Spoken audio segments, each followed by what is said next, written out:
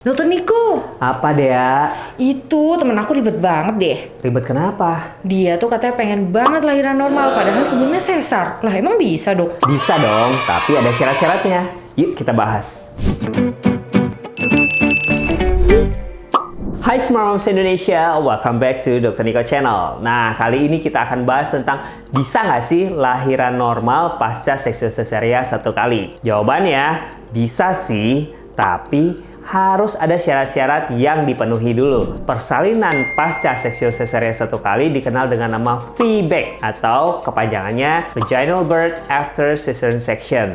Sementara tindakannya dikenal dengan nama TOLAC atau Trial of Labor After Cesarean Section. Keuntungan VBAC ini sama saja dengan ketika Smart Moms melahirkan secara normal. Ya, pemulihannya tentu saja lebih cepat dibanding operasi sesar. Tetapi resikonya yang paling parah adalah robekan pada rahim. Untuk mencegah terjadinya robekan pada rahim tersebut, maka syarat-syarat VBAC haruslah dipenuhi dulu sebelum melakukan TOLAC. Syarat-syarat VBAC adalah satu, hanya boleh dilakukan pada yang satu kali saja melakukan operasi sesar sebelumnya. Kemudian tidak ada operasi-operasi lain pada rahim seperti pengangkatan miom, reseksi adenomiosis, dan lain sebagainya. Kemudian kontraindikasi mutlaknya adalah kesempitan panggul. Jadi kalau indikasi sesar Smart Moms yang dulu berhubungan dengan kesempitan panggul atau ketidaksesuaian antara panggul dan kepala bayi, maka tidak diperbolehkan untuk melakukan VBAC. Jadi harus tanya dulu nih sama dokter yang sebelumnya, indikasi dilakukannya operasi sesar yang dulu itu apa? Kalau memang berhubungan dengan kesempitan panggul, sebaiknya jangan coba-coba deh untuk VBAC. Karena hal itu merupakan kontraindikasi mutlak untuk dilakukan VBAC. Jadi kalau masih bandel aja dan terjadi robekan rahim,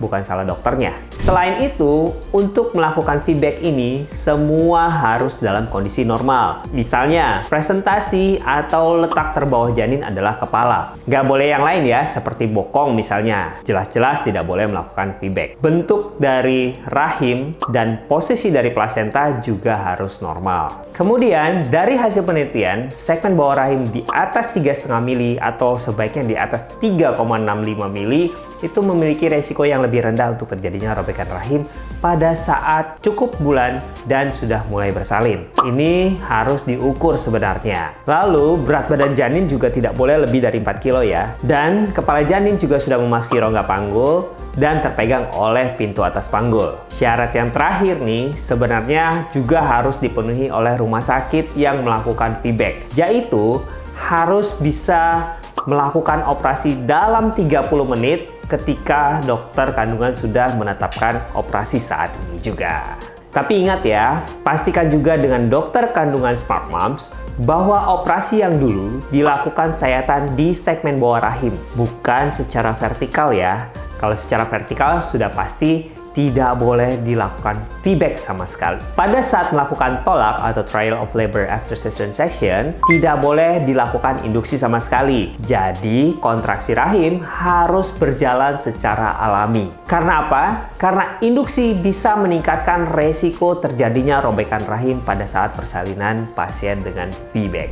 Jarak untuk melakukan VBAC setelah operasi sesar yang pertama itu sebaiknya lebih dari 2 tahun. Karena di bawah 2 tahun, resiko robekan rahim akan meningkat sangat tinggi. Untuk Smart Moms yang sudah 2 kali operasi sesar atau lebih, jangan coba-coba untuk VBAC ya. Karena kemungkinan untuk terjadi robekan rahim akan meningkat hingga 3 kali lipat. Wow.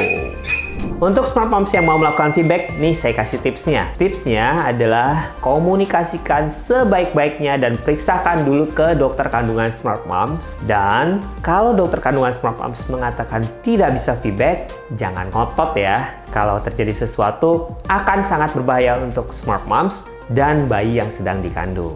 Dan karena VBAC ini cukup beresiko, maka Smart Moms harus bersalin di rumah sakit. Dan ingat-ingat, yang paling penting adalah nurut ke dokter kandungannya ya. Jangan memaksakan harus bersalin secara normal. Jadi gitu deh ya, dan Smart Moms. Paham kan? Paham kan? Nah, kalau Smart Moms masih punya pertanyaan lain, boleh nih tulis di kolom komentar di bawah. atau kunjungi Instagram saya di Nicholas_SPOG. Dan ingat-ingat ya, untuk like, subscribe, dan share video ini supaya saya tetap bisa menjawab pertanyaan Smart Mom se-Indonesia.